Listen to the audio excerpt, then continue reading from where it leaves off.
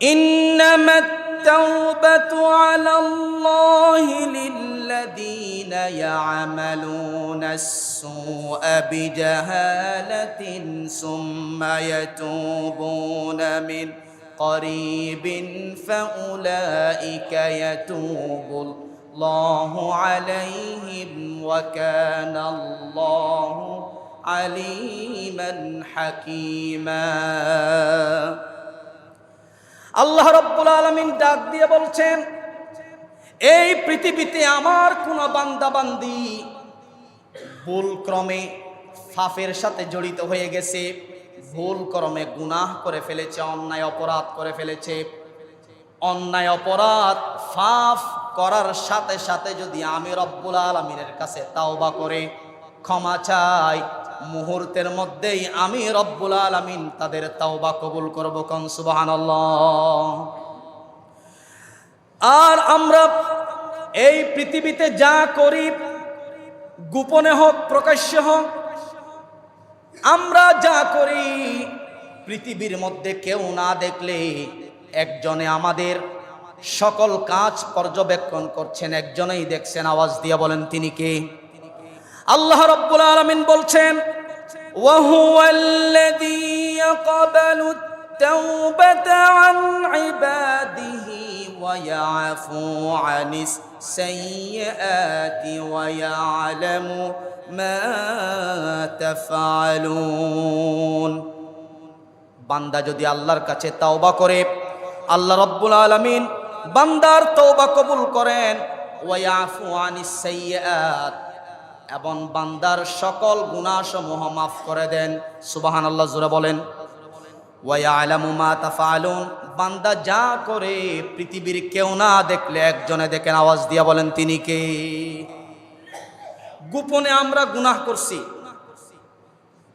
আমরা পর্দার আড়ালে অপরাধ করছি, আমরা মনে করছি পৃথিবীর কেউ দেখছে না, কিন্তু একজনই তো চেয়ে আছেন, একজনই তো লক্ষ্য করছেন। আওয়াজ দিয়ে বলেন তো তিনি কে? এমন অপরাধ যদি হয়ে থাকে, পাপ যদি হয়ে থাকে, আপনি একনিষ্ঠ অন্তর নিয়া খাঁটি তওবা যদি আল্লাহর কাছে করেন, ক্ষমা প্রার্থনা করেন, আল্লাহ রাব্বুল আলামিন মুহূর্তের মধ্যে আপনাকে মাফ করে দিবেন। সুবহানাল্লাহ, জোরে বলুন। সম্মানিত উপস্থিতি, আজকে আমরা তাওবা ও ইস্তেগফার এই বিষয়কে সামনে রেখে কিছু কথা শুনব। সবাই বলি ইনশাআল্লাহ। তাওবা ও ইস্তেগফার নবীদের সুন্নত। পৃথিবীতে যত নবী রাসূল এসেছেন, সমস্ত নবীরা তাওবা করেছেন, ইস্তেগফার করেছেন। সেই সাথে প্রত্যেক নবীরা তাদের উম্মতদেরকে, সম্প্রদায়দেরকে তাওবা ও ইস্তেগফার করার জন্য আদেশ করেছেন, এবং তাওবা ইস্তেগফার কিভাবে করতে হয় তা শিক্ষা দিয়েছেন। নবী রাসূলগণ তাওবা ইস্তেগফার করেছেন, তাই বলে নবী রাসূলরা কি গুনাহ করেছিলেন? নবী রাসূলগণ মাসুম, নিষ্পাপ, তাদের দ্বারা গুনাহ হয় না, পাপ হয় না। তাদেরকে আল্লাহ তাআলা পাপ থেকে, গুনাহ থেকে হেফাজত রাখেন, মুক্ত রাখেন। এরপরেও সমস্ত নবী রাসূলরা তাওবা করেছেন। কেন? নবী রাসূলদের তাওবা আর আমাদের তাওবা এর মধ্যে আসমান জমিনের ব্যবধান আছে, পার্থক্য আছে। নবী রাসূলগণ তাওবা করেছেন মর্যাদা বৃদ্ধির জন্য, আর আমরা তাওবা ও ইস্তেগফার করি, ক্ষমা চাই আল্লাহর কাছে গুনাহ থেকে মাপ পাওয়ার জন্য। আমরা আল্লাহর কাছে তাওবা করি গুনাহ থেকে পরিত্রাণ পাওয়ার জন্য। এই জন্যে মুমিনদের তাওবা ইস্তেগফার কখনো কখনো গুনাহ মাফের জন্য হয়ে থাকে, আবার কখনো কখনো মুমিনদের তাওবা ইস্তেগফার মর্যাদা বৃদ্ধির জন্য হয়ে থাকে। নবীগণের তাওবা ইস্তেগফার কেমন ছিল? প্রত্যেক নবীরা যে তাওবা ইস্তেগফার করেছেন তাদের সেই ভাষা কোরআনুল কারীমে আল্লাহ তাআলা আয়াত আকারে নাজিল করে দিয়েছেন। জুরে বলুন সুবহানাল্লাহ। এই পৃথিবীর প্রথম মানুষ, প্রথম নবী সাইয়্যিদুনা আদম আলাইহিস সালাম কিভাবে তাওবা করেছিলেন? কোরআনুল কারীমে আল্লাহ রাব্বুল আলামিন আদম আলাইহিস সালামের সেই তাওবাকে আয়াত আকারে নাজিল করলেন। সকলের পরিচিত একটি আয়াত, আমরা মুনাজাতে এই আয়াতটা সবাই পড়ি, এই জন্য কমন একটি আয়াত, সবাই আমার সঙ্গে টুক মিলিয়ে পড়ুন। রব্বানা যালামনা আনফুসানা ওয়া ইল্লাম তাগফির লানা ওয়া তারহামনা লানাকুনান্না মিনাল খাসিরিন। এটা হচ্ছে আদম আলাইহিস সালামের তাওবা ইস্তিগফার। আদম আলাইহিস সালাম আল্লাহর কাছে বলেছিলেন, হে আমাদের রব, আমরা নিজেদের প্রতি জুলুম করে ফেলেছি, আপনি যদি ক্ষমা না করেন, আপনি যদি আমাদের প্রতি দয়া না করেন, তাহলে আমরা ক্ষতিগ্রস্তের অন্তর্ভুক্ত হয়ে যাব। অবশেষে আদম আলাইহিস সালাম আল্লাহর কাছে দোয়া করলেন, তাওবা ইস্তিগফার করলেন 40 বছর। আওয়াজ দিয়ে বলেন কয় বছর? 40 বছর কান্নাকাটি করার পর আদম আলাইহিস সালামের তওবা আল্লাহ রাব্বুল আলামিন কবুল করেছেন। জুড়ে বলুন সুবহানাল্লাহ। এই পৃথিবীতে সাইয়্যিদুনা নূহ আলাইহিস সালাম, নূহ আলাইহিস সালাম পৃথিবীতে এসেছেন আদম আলাইহিস সালামের পরে। নূহ আলাইহিস সালামকে দ্বিতীয় আদম বলা হয়। আমাদের প্রথম পিতা হলেন আদম, দ্বিতীয় পিতা হলেন নূহ আলাইহিস সালাম।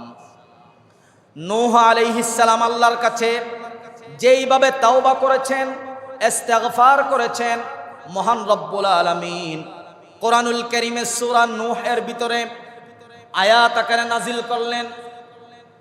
মুসা আলাইহিস সালাম কিভাবে তওবা করলেন কোরআনে আয়াত আছে, নূহ আলাইহিস সালাম কিভাবে তওবা করলেন কোরআনে আয়াত আছে।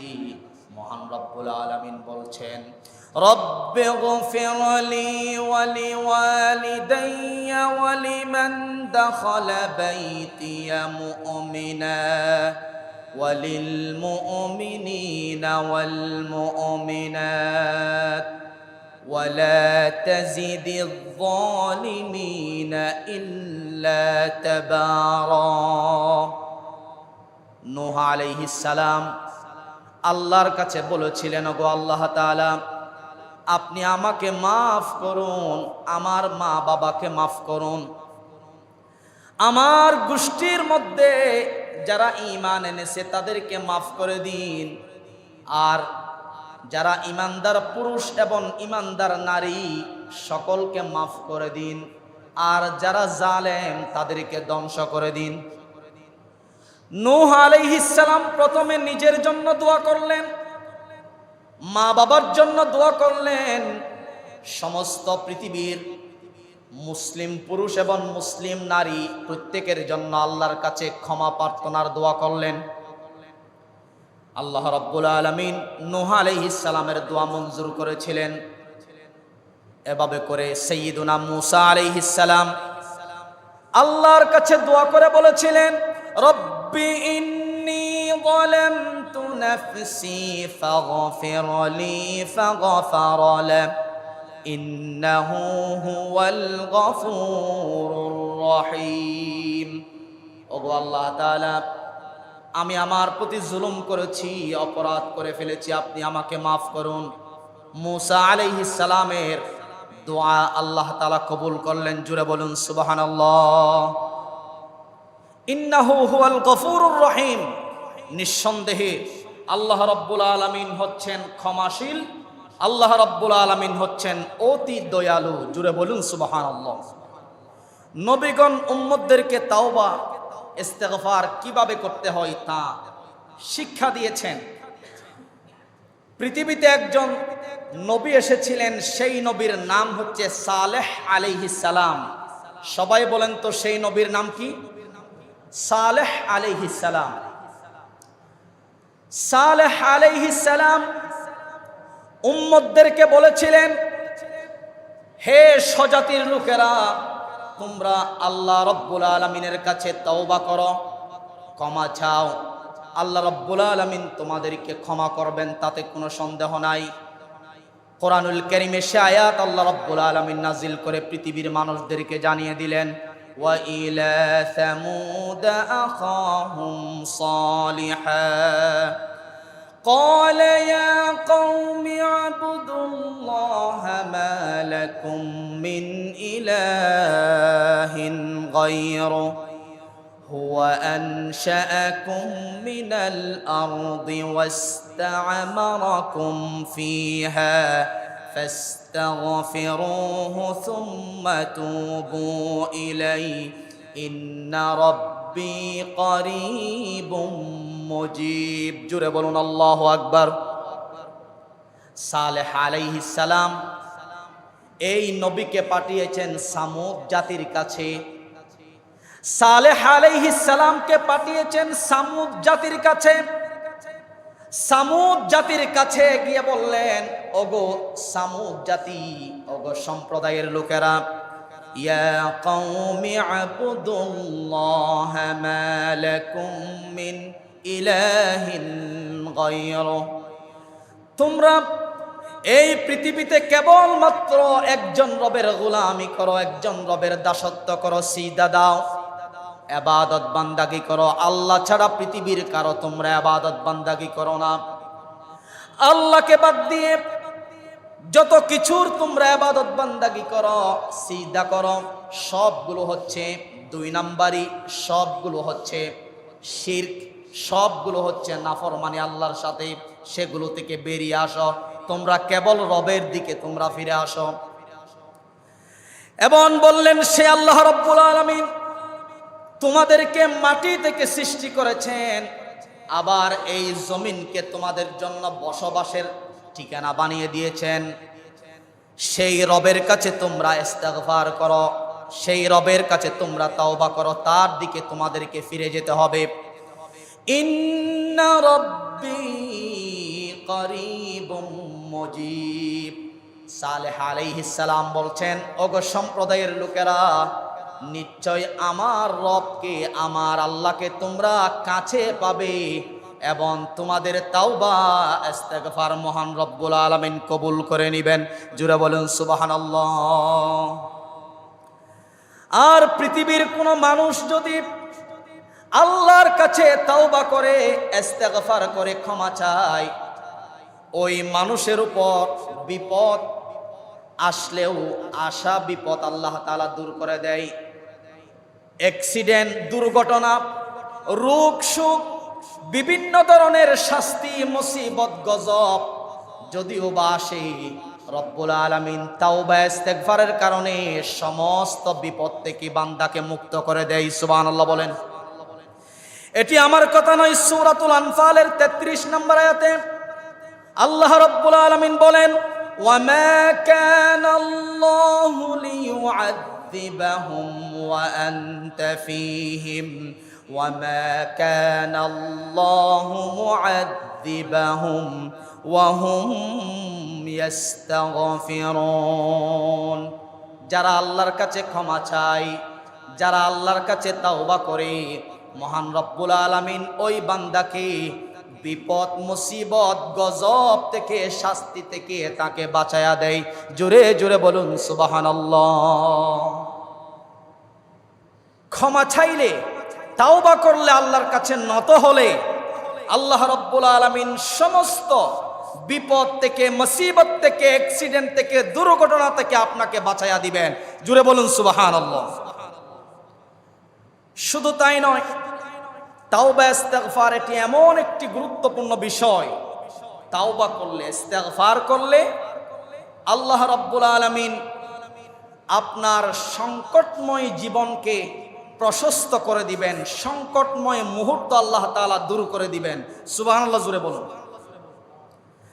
হাদিসের মধ্যে এসেছে عن ابن عباس رضي الله عنه قال قال رسول الله صلى الله عليه وسلم ইবনে আব্বাস রাদিয়াল্লাহু তাআলা আনহু হাদিসটি বর্ণনা করেছেন। আল্লাহর হাবিব বলছেন, মান লাজিমাল ইস্তিগফার জাআলাল্লাহু লাহু মিন কুল্লি দিকিম মাখরাজা। এই পৃথিবীতে যে আল্লাহর বান্দা মহান রব্বুল আলামিনের নিকট তাওবা করবে, ইস্তিগফার করবে, ক্ষমা চাইবে, আল্লাহ রব্বুল আলামিন তার সংকটময় জীবনকে প্রশস্ত করে দিবেন, তার অভাবকে আল্লাহ তাআলা দূর করে দিবেন। সুবহানাল্লাহ বলেন। ওয়া মিন কুল্লি হাম্মিন ফারাজা। যদি বান্দা টেনশনে থাকে, আল্লাহ রাব্বুল আলামিন তাওবা ইস্তিগফারের কারণে টেনশন মুক্ত জীবন দান করবেন। ওয়া রাযাকাহু মিন হাইসু লা ইয়াহতাসিবু। তাওবা ইস্তিগফারের কারণে আল্লাহ রাব্বুল আলামিন বান্দাকে এমন জায়গা থেকে রিজিক দান করবেন, বান্দা কল্পনাও করতে পারবে না। জুড়ে বলুন সুবহানাল্লাহ।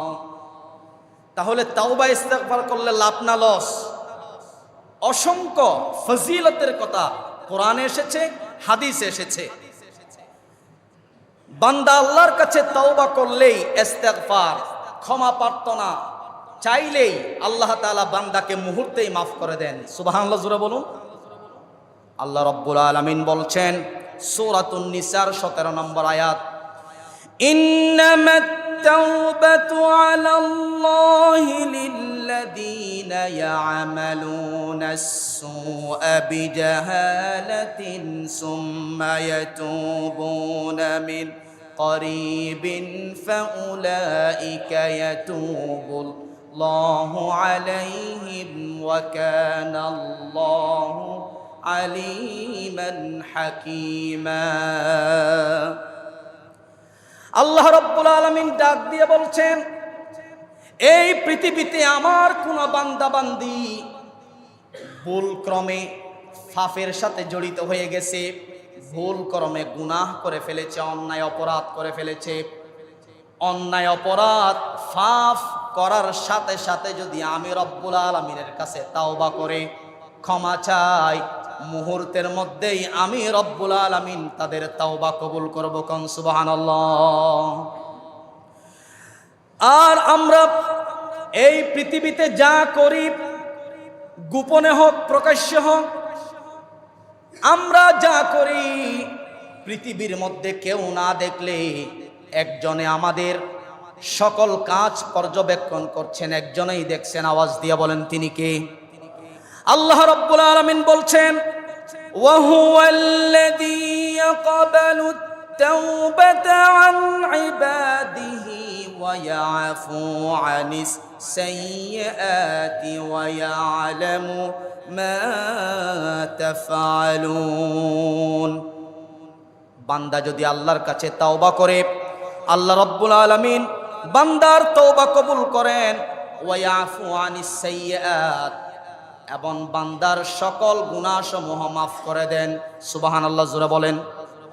ওয়া ইয়ালামু মা তাফআলুন, বান্দা যা করে পৃথিবীর কেউ না দেখলে একজনে দেখেন। আওয়াজ দিয়া বলেন তিনি কে? গোপনে আমরা গুনাহ করছি, আমরা পর্দার আড়ালে অপরাধ করছি, আমরা মনে করছি পৃথিবীর কেউ দেখছে না, কিন্তু একজনই তো চেয়ে আছেন, একজনই তো লক্ষ্য করছেন। আওয়াজ দিয়ে বলেন তো তিনি কে? এমন অপরাধ যদি হয়ে থাকে, পাপ যদি হয়ে থাকে, আপনি একনিষ্ঠ অন্তর নিয়া খাঁটি তওবা যদি আল্লাহর কাছে করেন, ক্ষমা প্রার্থনা করেন, আল্লাহ রাব্বুল আলামিন মুহূর্তের মধ্যে আপনাকে মাফ করে দিবেন। সুবহানাল্লাহ জোরে বলুন। রাইসুল মুফাসসিরিন আব্দুল্লাহ ইবনে আব্বাস রাদিয়াল্লাহু তাআলা আনহুর বর্ণনা এসেছে, আত-তাইবু মিনাজ যামবি কামান লা যামবা লাহু। বান্দা আল্লাহর কাছে ক্ষমা চাইলে, তাওবা করলে আল্লাহ তাআলা এমন ভাবে মাফ করে দেয়, নবজাতক শিশু পৃথিবীতে আসার পরে তার যেমন কোনো গুনাহ থাকে না, পাপ থাকে না, একেবারেই আল্লাহ তাআলা তাওবা ইস্তিগফারের কারণে বান্দাকে মাসুম বানিয়ে দেয়। সুবহানাল্লাহ জোরে বলেন। আব্দুল্লাহ ইবনে আব্বাস রাদিয়াল্লাহু তাআলা আনহুর কাছে প্রশ্ন করা হলো, হুজুর, এক ব্যক্তি ইবাদত বান্দাগি খুবই কম পরিমাণ করে কিন্তু সে গুনাহ করে না, আরেক ব্যক্তি ইবাদত বান্দাগি বেশি করে কিন্তু সে গুনাহ করে, ফাফও করে। এক ব্যক্তি নফল ইবাদত কম করে কিন্তু গুনাহ করে না, ফাফ করে না, আরেক ব্যক্তি নফল ইবাদত বেশি করে কিন্তু সে গুনাহও করে, ফাফও করে। এখন আপনার দৃষ্টিতে কে উত্তম আপনি বলুন? রাইসুল মুফাসসিরিন আব্দুল্লাহ ইবনে আব্বাস রাদিয়াল্লাহু তাআলা আনহু বলছেন, যে আল্লাহর বান্দা ইবাদত বান্দাগি নফল ইবাদত কম পরিমাণ করে কিন্তু গুনাহ করে না, অপরাধ করে না, সেই ব্যক্তি আমার দৃষ্টিতে উত্তম। জুড়ে বলুন সুবহানাল্লাহ। কারণ হাদিসের মধ্যে এসেছে, আখলিস দীনাকা ইয়াকফিকাল আমালুল কলিল। ইবাদত যদি শিরিক মুক্ত হয়, বেদাত মুক্ত হয়, আপনার ইবাদত যদি গুনাহ মুক্ত হয়, ফাফ মুক্ত হয়, সেই ইবাদত পরিমাণে কম হলেও, ওই ফিউর খাঁটি ইবাদত কম হলেও ওই ইবাদত কিয়ামতের দিন আপনার জন্য নাজাতের ওসিলা হয়ে যাবে। জুড়ে বলুন সুবহানাল্লাহ। এই জন্য আল্লাহ রাব্বুল আলামিন বলছেন সূরাতুল মুলকের ভিতরে, সকলের পরিচিত আয়াত, যারা পারেন আমার সঙ্গে টুট মিলিয়ে পড়ুন, আল্লাযী খালাকাল মাউতা ওয়াল হায়াতা লিয়াবলুয়াকুম আইয়ুকুম আহসানু আমালা ওয়া হুয়াল আজিজুল গফুর। জোরে জোরে বলুন আল্লাহু আকবার। আল্লাহ রাব্বুল আলামিন খালাকাল মাউত সৃষ্টি করেছেন, ওয়াল হায়াত জীবন সৃষ্টি করেছেন। হায়াত এবং মৌতের মালিক কে? আরো আওয়াজ দিয়ে বলতে হবে কে? যে আল্লাহ রাব্বুল আলামিন হায়াত এবং মৌতের মালিক, সে আল্লাহ রাব্বুল আলামিন পৃথিবীতে আমাদেরকে পাঠিয়েছেন পরীক্ষা করার জন্য, কে তোমাদের মধ্যে ভালো আমল করতে পারে। এই আয়াতে আল্লাহ রাব্বুল আলামিন বেশি ইবাদতের কথা বলেন নাই, বেশি আমলের কথা বলেন নাই। আল্লাহ রাব্বুল আলামিন বলেছেন তোমাদের মধ্যে কে ভালো আমল করতে পারে। মুফাসসিরিন একরাম বলেছেন, ভালো আমল মানে হলো শিরিক মুক্ত আমল, ভালো আমল মানে বেদাত মুক্ত আমল, ভালো আমল মানে গুনাহ মুক্ত, ফাফ মুক্ত আমল। যে করবে তা পরিমাণে কম হলেও সেই অল্প সংখ্যক ইবাদতের বিনিময়ে মহান রব্বুল আলামিন তাদেরকে জান্নাত দিয়ে দিবেন। জুড়ে বলুন সুবহানাল্লাহ। ফাফ মুক্ত ইবাদত হতে হবে। আর আমরা যদি বড় বড় কবিরা গুনাহ থেকে বাঁচতে পারি, আল্লাহ রাব্বুল আলামিন আমাদের সগীরা গুনাহগুলো এমনিই মাফ করে দিবেন। এটা কোরআনের কথা। সূরাতুন নাজমের ভিতরে মহান রব্বুল আলামিন বলছেন, আল্লাযীনা ইয়াজতানিবুনা কাবাইরাল ইসমি ওয়াল ফাওয়াহিশা ইল্লাল লামাম ইন্না রাব্বাকা ওয়াসিউল মাগফিরা। হে আমার বান্দাগণ, শুনে নাও, তোমরা যদি কবিরা গুনাহ থেকে বাঁচতে পারো, বড় বড় ফাফ থেকে, অপরাধ থেকে বাঁচতে পারো, আমি রব্বুল আলামিন তোমাদের ছোট ছোট অপরাধগুলো, ছোট ছোট গুনাহগুলো এমনিই মাফ করে দিব। জোরে বলুন সুবহানাল্লাহ। যদি আপনি কবিরা গুনাহ না করেন, বড় বড় অপরাধ না করেন, আপনি ফজরের নামাজ পড়েছেন, ফজরের নামাজ পড়ার সাথে সাথে সগীরা গুনাহ মাফ হয়ে গেল। জোহরের নামাজের জন্য মসজিদে এসেছেন, জোহরের নামাজের জন্য আপনি ওযু করেছেন, ওযু করার সাথে সাথে সগীরা গুনাহগুলো মাফ হয়ে যায়। আসরের নামাজ পড়ার দ্বারা সগীরা গুনাহ আল্লাহ তাআলা মাফ করে দেয়, কিন্তু শর্ত হলো কবিরা গুনাহ থেকে আপনাকে বাঁচতে হবে। সগীরা গুনাহগুলো আল্লাহ তাআলা ছোট ছোট আমলের দ্বারা মাফ করে দেয়, কিন্তু কবিরা গুনাহগুলো তাওবা ছাড়া মাফ হয় না। আল্লাহর কাছে অনুতপ্ত হতে হয়, আল্লাহ রাব্বুল আলামিনের কাছে লজ্জিত হতে হয়, এবং চোখের পানি ছেড়ে দিয়ে আল্লাহর কাছে বড় গুনার জন্য মাপ চাইতে হয়। এভাবে যদি আমরা মাপ চাই, আমাদেরকে মাফ করে দিবেন কে? আরো আওয়াজ দিয়ে বলেন কে? আমার মুসলমান ভাইয়েরা, আমার বাবাজিরা, যুবক আর তরুণ বন্ধুগণ, গভীর মনোযোগ দিয়ে কথাগুলি শুনতে হবে, দিলের কান দিয়ে শুনতে হবে, আমলের নিয়তে শুনতে হবে। রাসূল করিম সাল্লাল্লাহু আলাইহি ওয়াসাল্লামের কাছে এক ব্যক্তি আসলেন, বললেন, ইয়া রাসূলুল্লাহ, ইয়া হাবিবাল্লাহ সাল্লাল্লাহু, ওগো আল্লাহর হাবিব, আমাদের পাশে একজন মহিলা আছে, ওই মহিলাটা সারাটা দিন রোজা রাখে, সারাটা রাত নফল নামাজ পড়ে, দান সৎকাও করে, এমনকি এমনভাবে সে দান সৎকা করে এলাকার মানুষেরা তাকে দানবীর মহিলা বলে ডাকে, এমন পরিমাণ সে দান সৎকা করে ওরাকে। কিন্তু সে এত ভালো ভালো আমল করার পরেও ওই মহিলাটার দ্বারা তার প্রতিবেশী নিরাপদ নয়, ওই মহিলাটার দ্বারা প্রতিবেশী নিরাপদ নয়।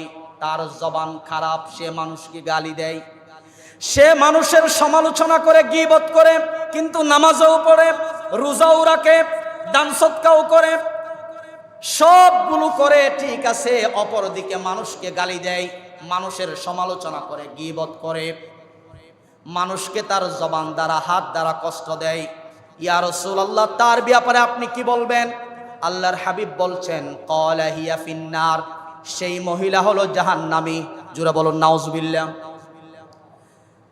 সেই মহিলা হলো জাহান্নামী। কেন?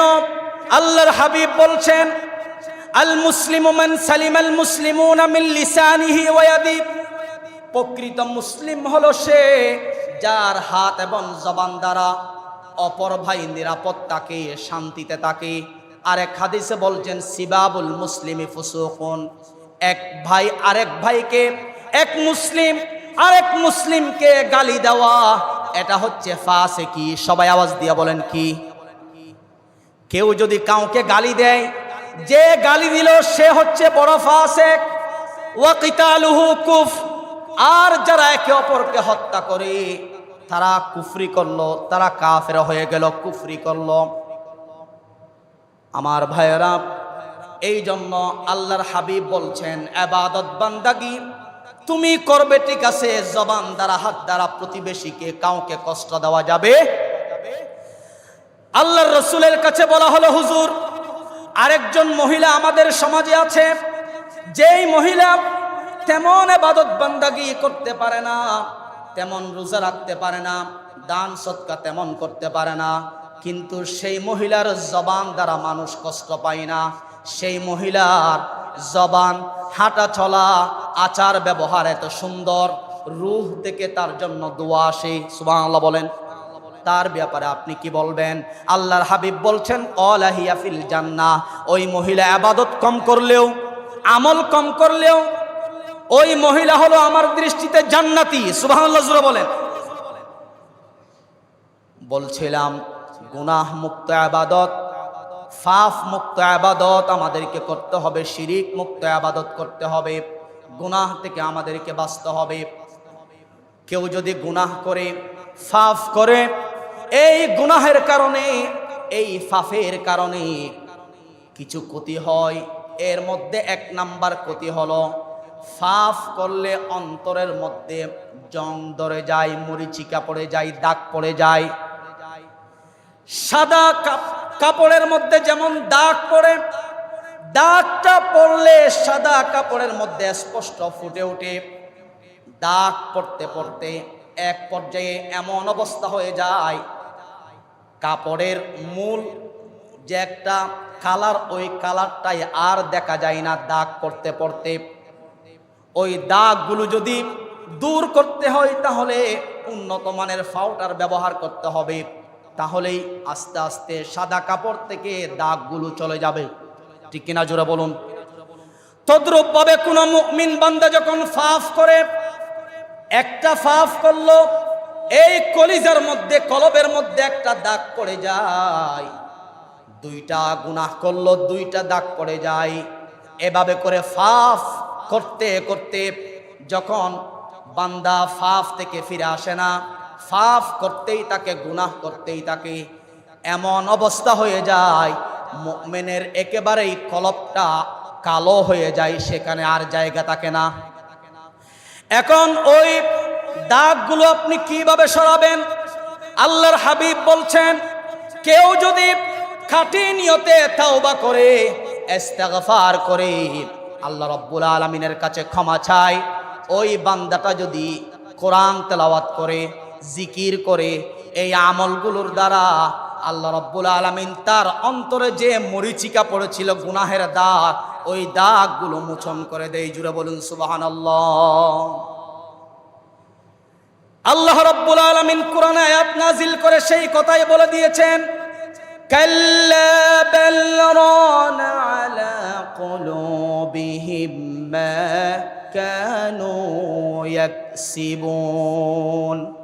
বান্দারা যা করে, ফাফ করে, অপরাধ করে, অন্যায় করে, গুনাহ করে, সেগুলোর কারণে অন্তরের মধ্যে মরিচা পড়ে যায়, জং ধরে যায়, দাগ পড়ে যায়।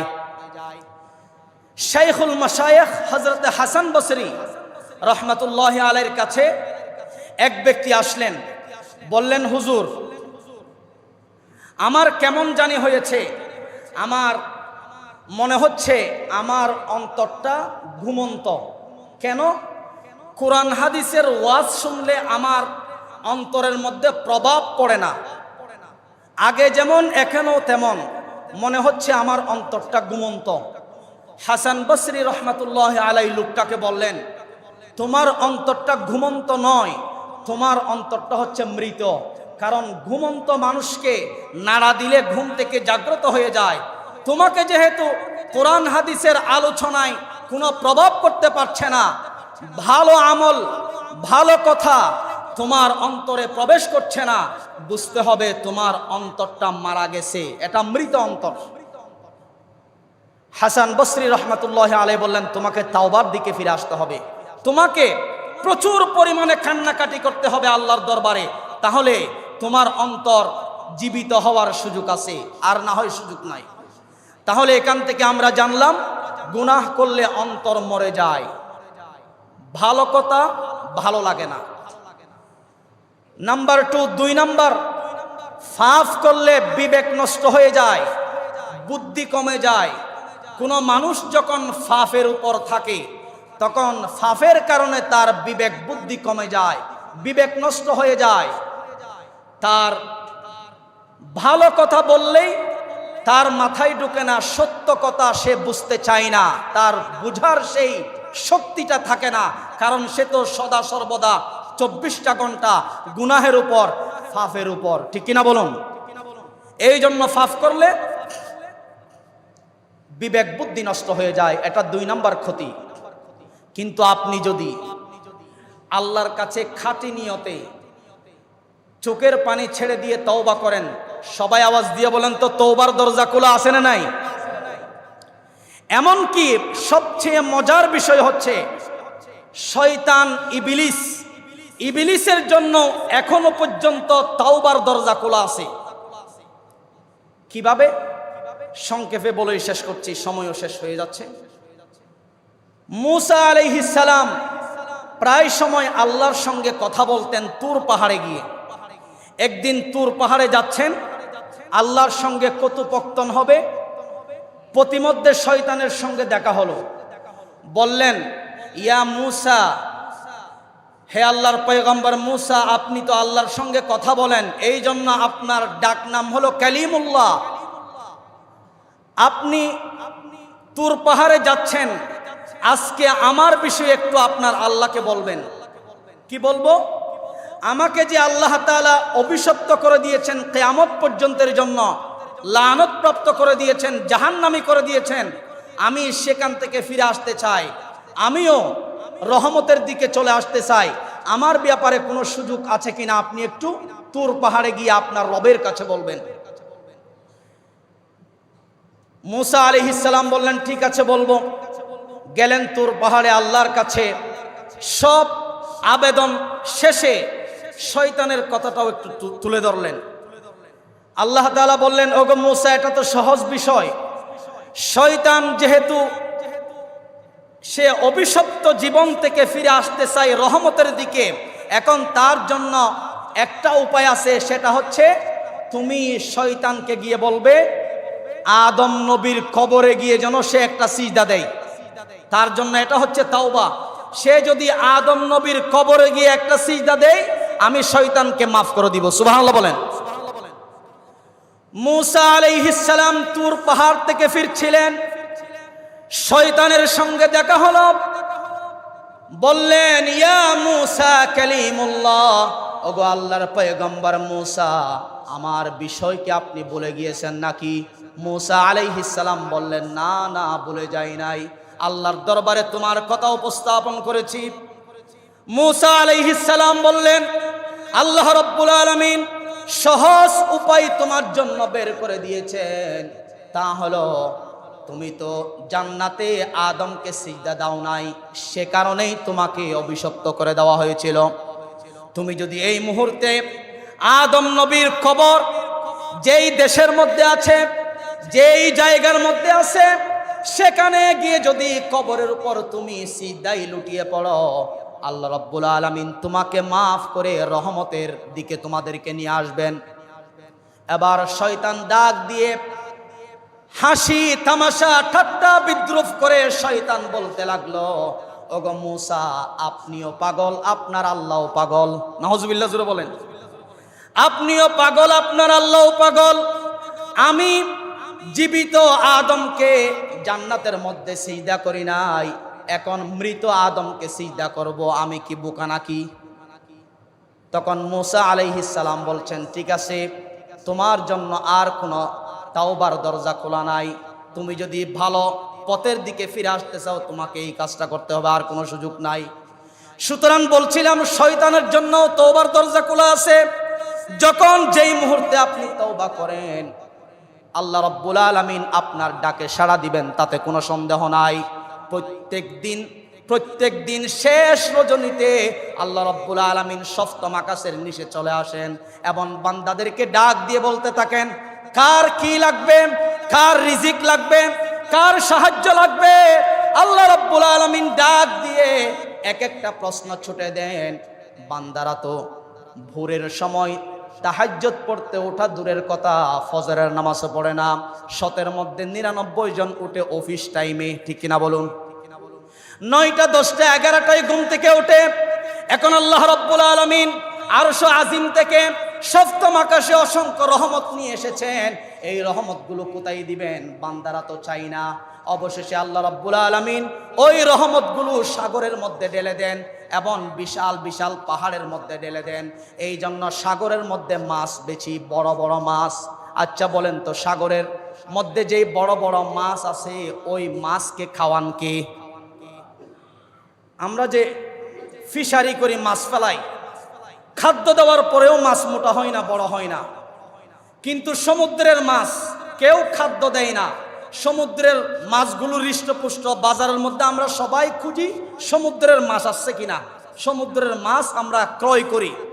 সমুদ্রের মাছগুলো হৃষ্টপুষ্ট, মোটা তাজা কেন?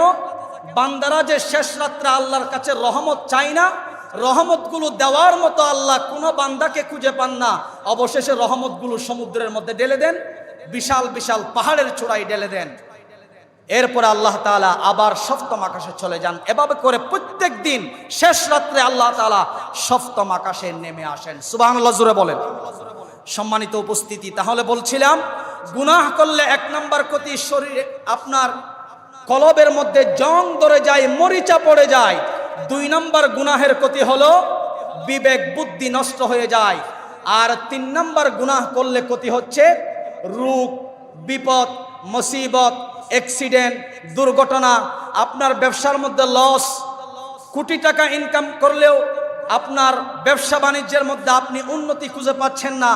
এগুলো হচ্ছে আপনি ফাফের মধ্যে আছেন, গুনাহের মধ্যে আছেন, আল্লাহর নাফরমানের মধ্যে আছেন।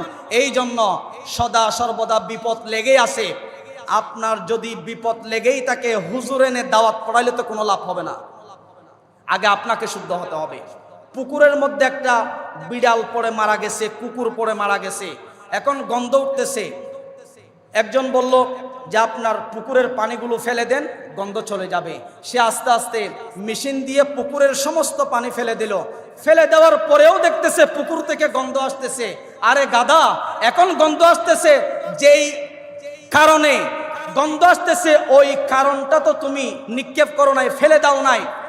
গন্ধ আসতেছে কেন? মরা বিড়াল, মরা কুকুর পড়ে আছে, আগে তোমাকে ওই মরা কুকুরটা ফেলে দিতে হবে, মরা বিড়ালটা ফেলে দিতে হবে, এরপরে 40 বালতি 60 বালতি পানি ফেলে দাও, পুকুরের পানি পাক হয়ে যাবে। এভাবে করে কি কারণে গন্ধ উঠতেছে, ওই গন্ধটা খুঁজে সেটা আগে দূর করতে হবে। গন্ধের যেই কারণটা যদি দূর না করে আমি সমস্ত পুকুরের পানি ফেলে দিলেও কি গন্ধ যাবে? তদ্রূপভাবে গুনাহ ছাড়তে হবে। আমি ফাফের মধ্যে জড়িত, নামাজ পড়ছি না, রোজা রাখছি না, আল্লাহর নাফরমানিতে জড়িত, এদিকে আমি খতমে বুখারী পড়াইলেও কি লাভ হবে? আমি হুজুরের দাওয়াত পড়াইলেও কি লাভ হবে? বাইতুল শরফের ফিসাবকে এনেও দাওয়াত পড়াইলে কি লাভ হবে? আল্লাহর কসম কোনো লাভ হবে না। পৃথিবীর আব্দুল কাদের জিলানীকে ডেকে এনেও দোকানের মধ্যে দাওয়াত পড়াইলে, বাড়ির মধ্যে দাওয়াত পড়াইলে আল্লাহর কসম আপনার বিপদ যাবে না, আরো বিপদ বেশি হবে। কারণ আপনি গুনাহের ছাড়ছেন না, আপনি আল্লাহর ইবাদতের দিকে ফিরে আসছেন না, না ফিরে আবার আপনি দাওয়াত পড়াচ্ছেন, কোনো কাজ হবে না। সম্মানিত উপস্থিতি, সময় অনেক হয়ে গেছে। তো গুনাহের কারণে রোগ হয়, বিপদ হয়, মুসিবত হয়, বিপদ আপদ লেগেই থাকে। আল্লাহ রাব্বুল আলামিন আমাদের সবাইকে গুনাহ মুক্ত জীবন, আল্লাহর দিকে তওবা ইস্তিগফারের দিকে আমাদেরকে প্রত্যাবর্তন করার তৌফিক দান করুক। আমরা পড়ি আমিন। ওয়া আখিরু দাওয়ানা আলহামদুলিল্লাহি রাব্বিল আলামিন। যারা সুন্নত পড়ি